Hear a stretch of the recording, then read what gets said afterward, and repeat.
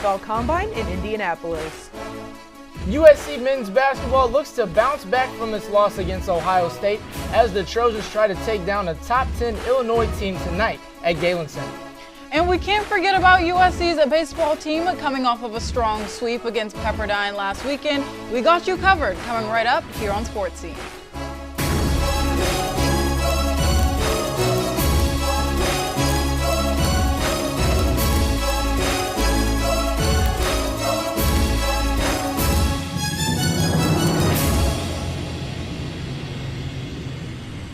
Welcome to Sports Scene, where we bring the sports to the scene. I'm Kyle Loke. I'm Alana Morgan. And I'm Nikki Thomas. 3 Trojans could potentially become Trojans after the NFL Combine next week in Indianapolis. Wide receiver Makai Lemon is projected to be a first-round pick, wide receiver Jacoby Lane a second-round pick, and tight end Lake McCree a third-round pick. On the defensive side, safeties Kamari Ramsey and Bishop Fitzgerald, edge Anthony Lucas, and linebacker Eric Gentry will all be headed to the Combine as well and are expected to get drafted in the later rounds. Makai Lemon was that guy at USC and was the one to watch. He was one of the most talked about wide receivers in college football. Last season, he had 1,156 receiving yards, 11 receiving touchdowns, and led Power 4 in receiving yards in the regular season. Oh, and on top of all that, he also won the Biletnikoff Award. Lemon has the talent, but how will he translate to the next level? Let's send it over to Liam for X's and O's to break it down. Keyshawn Johnson, Mike Williams, Juju Smith-Schuster, and Marquise Lee are among some of the names that tout USC as wide receiver U. But only one of those receivers were awarded the Biletnikoff Award for the best receiver in college football. That is until this year. Enter Makai Lemon and enter X's and O's. I'm Liam Irvin. As always, let's break things down. When you turn on the film, what makes Lemon such an elite draft prospect is his awareness on the field, his route running capabilities. Right here, he's going to run a streak. He recognizes Mailto rolling out with some pressure, and he finds his way towards the sideline in space, using the sideline as a stack against his defender. It's something that you see a lot in the NFL from elite talents, knowing where you are on the field. He's running a streak. He gets his eyes back towards the quarterback right here, stacks his feet up towards the sideline, understands where the sideline is, and he's able to get 2 feet in bounds, pluck the ball out of the air. Reminds me a lot of a 2000s wide receiver, Golden Tate, similar build, similar frame, slot receivers who have the ability to get open when the ball's thrown their way. They don't drop it. You're going to see right here a play-action pass from Russell Wilson and a similar play to before from Makai Lemon in his route tree. He's going to come up, realize Wilson's in some trouble, come back towards the football, and comes up and gets it towards the sideline. Stacking your feet on the sideline. Also hard not to mention the statistics, led the Power 4 in receiving yards, a small detail you don't see as well. In his 3 years at USC, just 4 total drops for Makai. But Lemon is just the first squeeze of an intriguing draft class. Kyle has more on some of the other guys who could have their name called April 23rd. Thanks, Liam. That's right. Now we got to talk about the junior defensive lineman from Miami, the defensive threat himself, Ruben Bain Jr.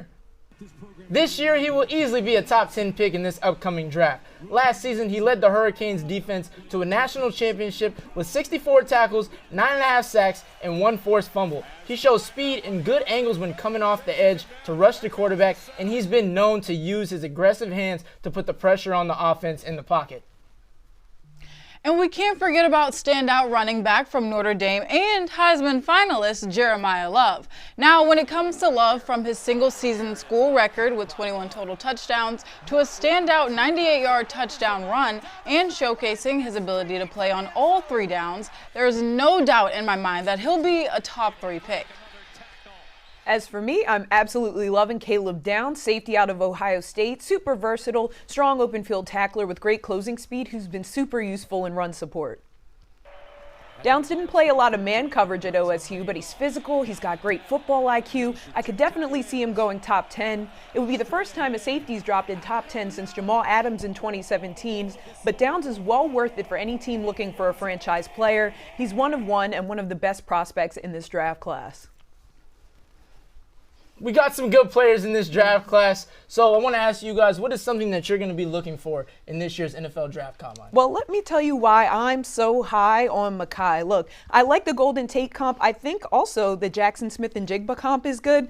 It's a similar size, and it is, like Liam said, all about the route running, but also about strength at the point of attack. Both of those guys never really fully covered. I'm really looking forward to that. And in terms of Caleb Downs, people keep saying positional value, positional value. You are under spells, people. Sometimes the best option is the easiest option. Sometimes you just take the best guy. Alana, what are you going to look at? When it comes to me, Jeremiah Love all the way. The 40-yard dash is something I'm really tuning into because Jeremiah Love, his speed, elite speed, his explosiveness. Now, this is something that's going to be a piece of cake for him, and I have no doubt he's going to get a really good time. Yeah, I mean, I want to watch all the guys that you just talked about, but I'm still sticking with my guy, Ruben Bain Jr. What's your problem with David Bailey? you Why always you don't have like to- David Bailey? He's such a good pass I have rusher. no issue with He's that, such a but good I mean, pass come on, he rusher. just led the defense to the Natty. Right. I got to talk about him. He's a top 5 defensive player I in agree. this Yeah, draft. talk about so him. look, I think he's going to be great, but I still want to watch Caleb Downs. I know he's made some noise for Ohio State. Jeremiah And Love? Jeremiah Love, Okay. he's been very great, but I'm rolling my guy Ruben. I want to watch what he does in the combine, so we'll see how he performs. five. I'm excited, but you know, I know you guys don't like my takes, but that's okay. No, The NFL Combine will Look. take place in Indianapolis as the top prospects try to improve their draft stock to make their dreams come true. Well, USC men's basketball suffered an unfortunate 7-point loss to Ohio State. Their biggest struggle came after halftime, shooting just 34% from the field, while Ohio State shooting at 60% in the second half. Now, we have to mention these injuries. The Trojans have been out with key players due to injuries, including Chad Baker-Mazara, Amarion Dickerson, and Rodney Rice, who is unfortunately out for the entire season with a shoulder injury. Now, the Trojans look to bounce back with a game tonight at Galen Center against number 10, Illinois. Now, when it comes to Illinois, they are coming off of a dominant win over Indiana and has the second highest points scored per game. Kyle, Nikki, let's get into it a little deeper. Currently, USC is in the bubble for the tournament. Talk about it. Look, I think this would be a completely different team if all the guys were healthy. We've seen what Elijah I agree. Arenas. If man, I agree. if man. No, but that's true, though. If I mean, that that's a shit. good point. No, Yeah. I know it's an if, but look, Elijah Arenas has been dominant. We've Yes, seen his last couple yes. games. Yeah. But if you look at it, they started that season 9-0, won the Maui Invitational, Yeah. and so I'm saying if you put Elijah Arenas in that group with all of them healthy, we'd Yeah. have a completely different conversation. Does right Chad now. Baker-Mazara get the play that he gets No, if Elijah Arenas I is think in he the still does. He conversation? No, still but- contributes, but Rodney Rice was averaging the most points on that team. Yeah. So I'm saying if you kind of switch it around, but now it's just unfortunate that most of the guys they got are all I on think the it sidelines. doesn't matter. Three I think players it's injured, much you think that more- doesn't matter? No, That's- I think it's more of a crucial time for Elijah Arenas than it is for USC men's basketball. This will determine a lot for him, this stretch over the next few weeks.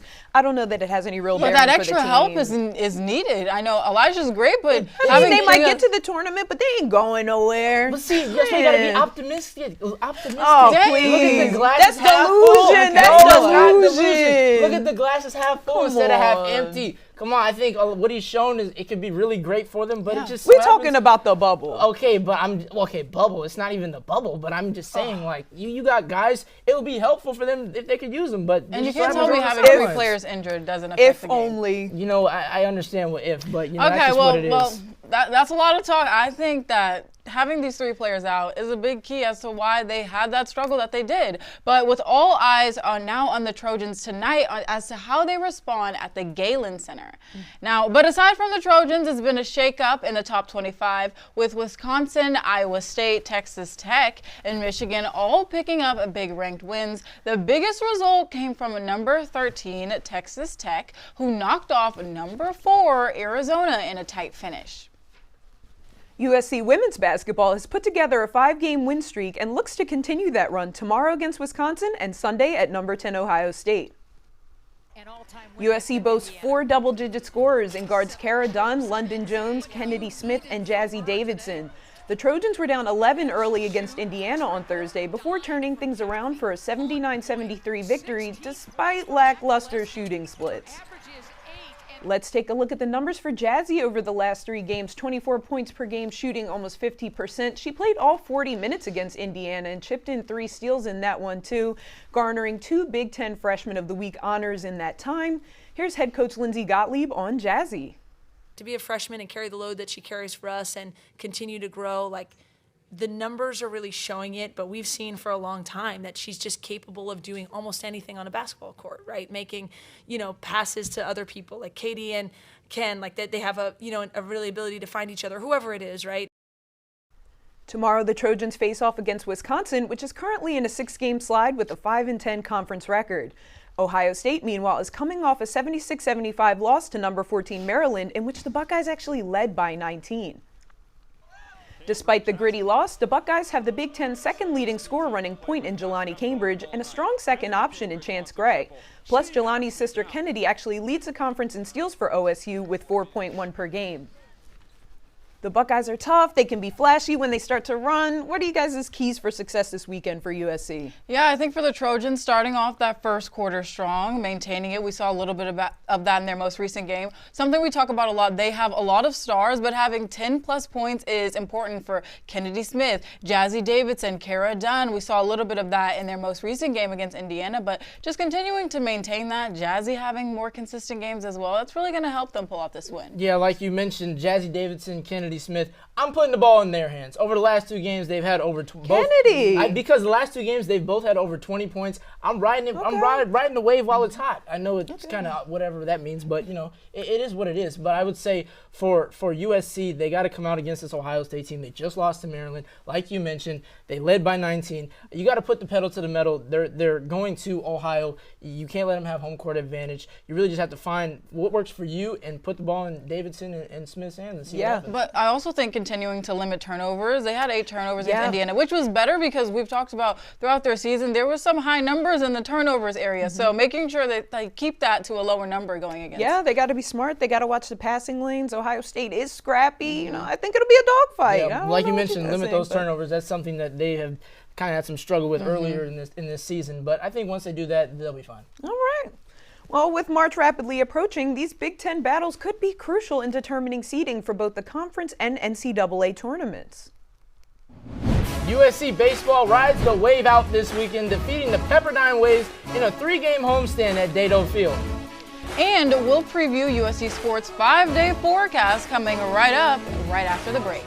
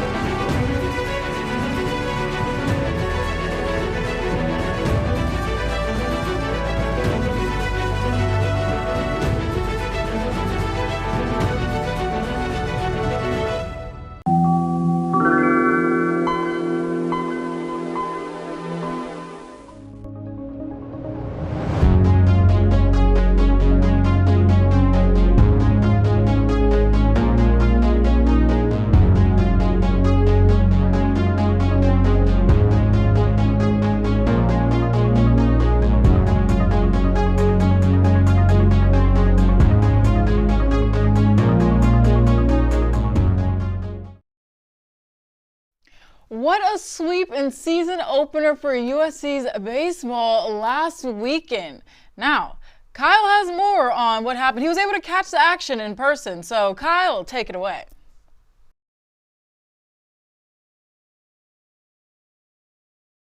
Wonderful Saturday night here in Los Angeles as the USC Trojans just got the win over the Pepperdine Waves at Dado Field for the second game in their 3-game season opener against Pepperdine. I guess you could say the Trojans rode the wave out to get the W, with Greg Govell having a no-hitter in this game. And what a dominant performance by the Trojans tonight. Junior center fielder Kevin Takeuchi singled to left field to bring in Avery Covarrubias to put the Trojans up 1-0. Govell retired 10 straight hitters with 5 strikeouts through the 3rd inning and didn't allow a single hit in this Trojans win over the Waves.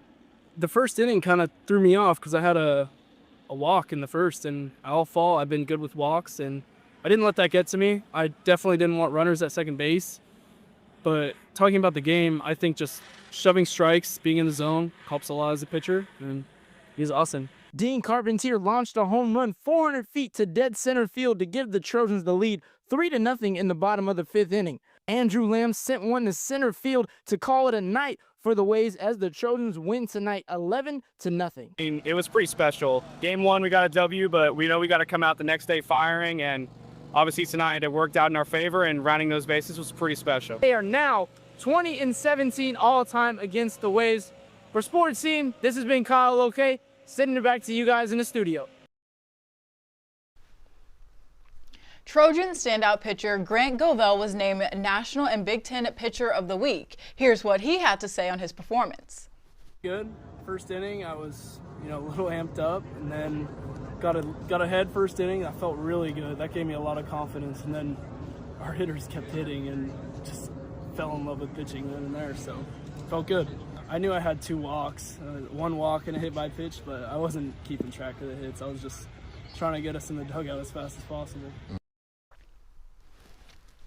Well, Kyle, you took the words out of my mouth. Grant Govell posted a career high of 10 strikeouts and led the Trojans to an 11-0 7-inning no-hitter against Pepperdine.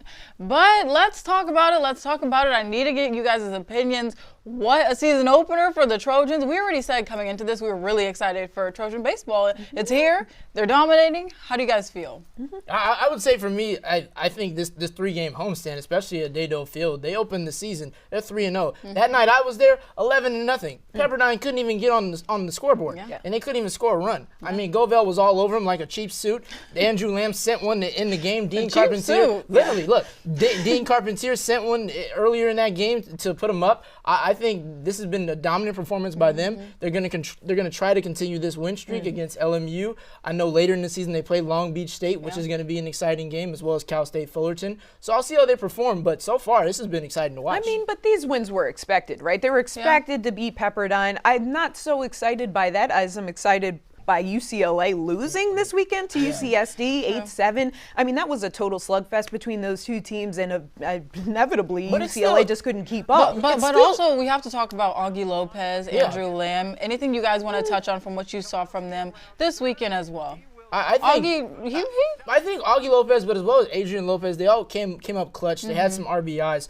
But I don't think people realize how hard it is to still win 3 games in a row at home. Because every day the game can go a different way. Come on. Against Pepperdine, but I'm saying in baseball, you do understand when it's 3 games, anything can happen. I mean, they only won 3-1 on Friday night, 11-0 second night, then 8-5 on Sunday. Look how different that is. I'm just not as excited by that as I am by the Big Ten rankings being shaken up. Like that's actually exciting. How was that so important that they won 3 if it's just the start of the season? It's 3-0. You're undefeated right now. Then they play LMU today. There's a lot of undefeated teams right now. That are not good. We mentioned it. Trojans have standout players: Govell, Lopez, Andrew Lamb. Now, like you said, they just had the sweep. They had a series last weekend, just hours away from their first pitch today against the LMU Lions, as they will host them right here at Dado Field.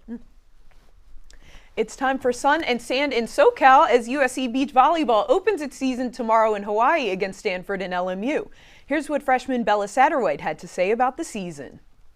Every day it is just full on competing, and we always talk about being so competitive in practice. So when you get to a game, whatever the opponent's doing, you've already seen worse every day. And all of the girls, we work so hard, and I mean, it's just the grit and competition every day is really what sets us apart. And,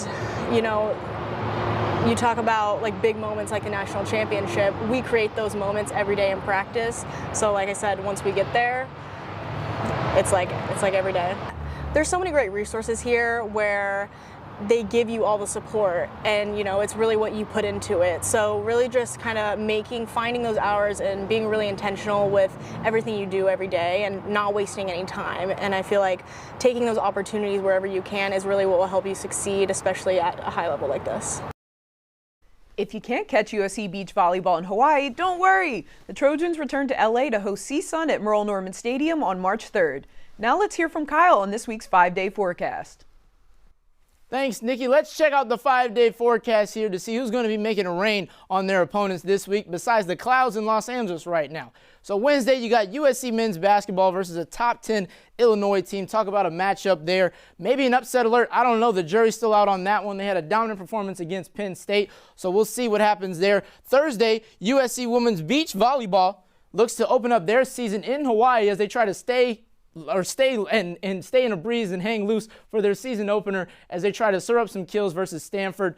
And then Friday, you got USC baseball trying to continue that win streak versus Rice after a dominant performance over Pepperdine this past weekend. Andrew Lamb ending it for the Waves, sending it all the way to the wall and calling it a night for Pepperdine. So we'll see how they perform this week. Saturday, there's a crosstown rivalry with men's tennis as they will be traveling to Westwood to face UCLA. That always should be an exciting one right there. They're going to be all over the court trying to serve up some aces, some loves. You know, it's February. They're going to be all over the court. Then Sunday, USC women's basketball tries to put the pressure on the Buckeyes on their home court to continue their win streak. There's been a lot of exciting events happening this week, but as you can see, Jazzy Davison going up, getting down, putting in the buckets against Indiana. She's been on a tear, her and Kennedy Smith, averaging at least 20 points over the last 2 games. But that's it for this forecast. 5 days. We'll see what happens with the Trojans. Now let's send it over to my guys, Casey and Terrence, at the desk for Trojan of the Week.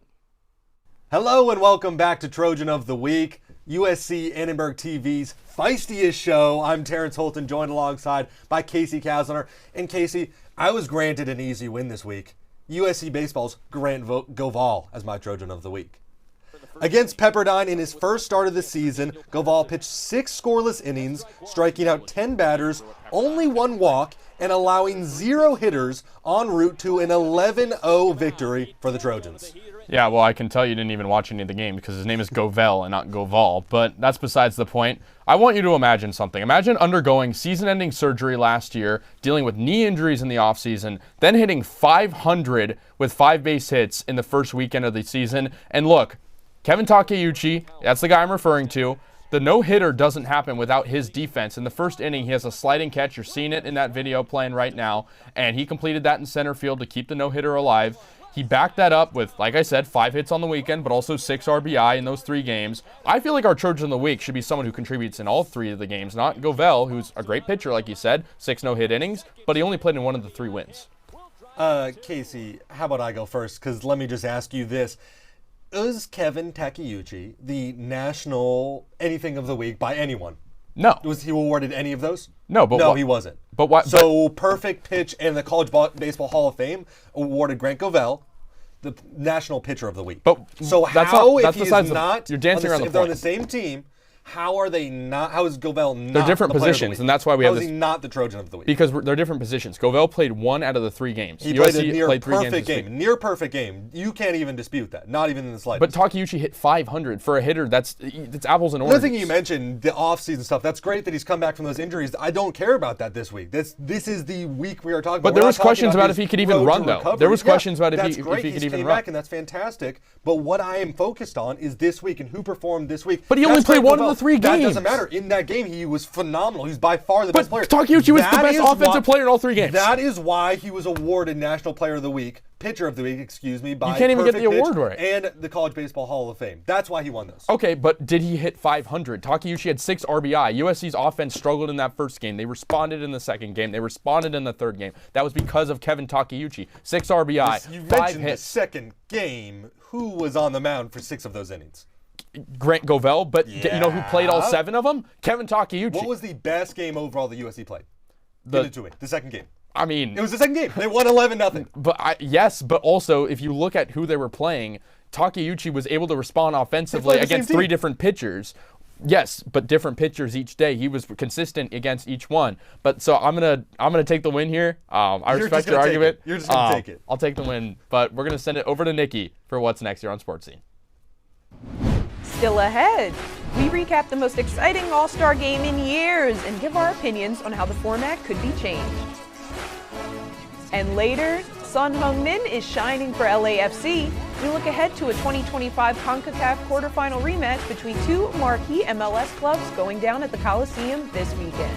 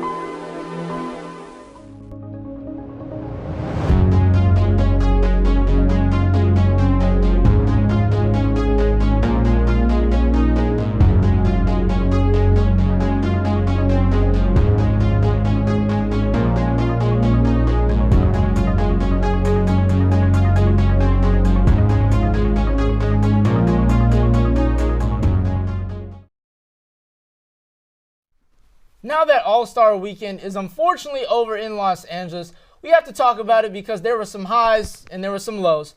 But first, you know what time it is. It's Dame time. That's right, Damian Lillard still reminded everyone that he still drops dimes everywhere, even on his teddy bear. Lillard won this year's three-point shooting contest after preying on Devin Booker's downfall in the final round. Team stars shine the brightest against Team World and Team Stripes in the All-Star Game, with Anthony Edwards earning All-Star Game MVP, saying how much he loves playing the old guys so that he could give them belt. Now the young guys let everyone know whose league it is now.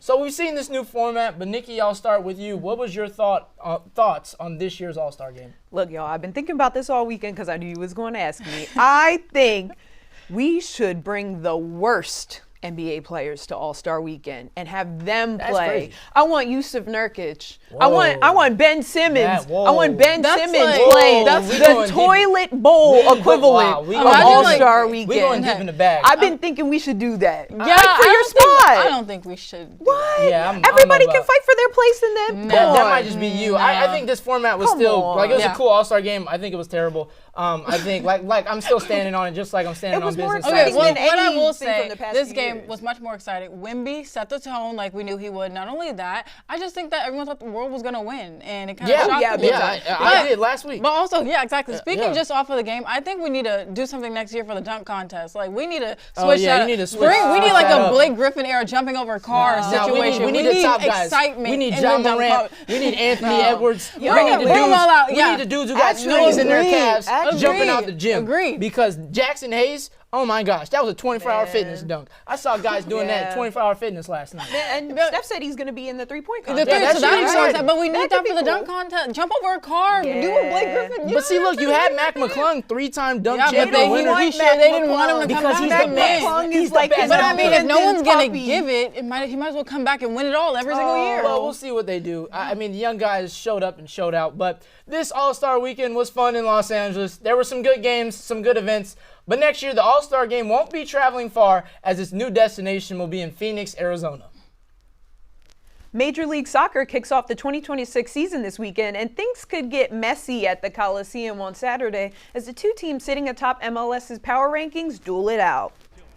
That's right, LAFC is back in MLS action this weekend after a dominant 6-1 performance against Real España in the first round of the CONCACAF Cup. Dennis Boanga scored a hat trick, and Son Heung-min notched an unselfish 3 assists with a goal scored. Now, Miami's Lionel Messi is questionable to play after obtaining a hamstring injury in preseason play against Barcelona SC. However, the reigning champs are stacked with talent despite losing Jordi Alba and Sergio Busquets, and will be hungry to defend. Will Miami stand tall, or will a slippery LAFC squad steal one from the reigning champs? Find out this Saturday at 6:30 p.m. for a Coliseum clash. Well, where has time gone? The Winter Olympics will conclude this Sunday on February 22nd. Now, Norway remains on top with around 33 medals, Italy with 25 medals, and come on, USA with 24 medals currently. Now, the USA will take on Canada in a women's hockey gold medal match tomorrow, February 19th at 10 a.m. Pacific time. You don't want to miss it. Well, that's all we got for you this week. We'll see you guys next week on Sports Scene. I'm Kyle Loke. I'm Alana Morgan. And I'm Nikki Thomas. We'll see you this time next week.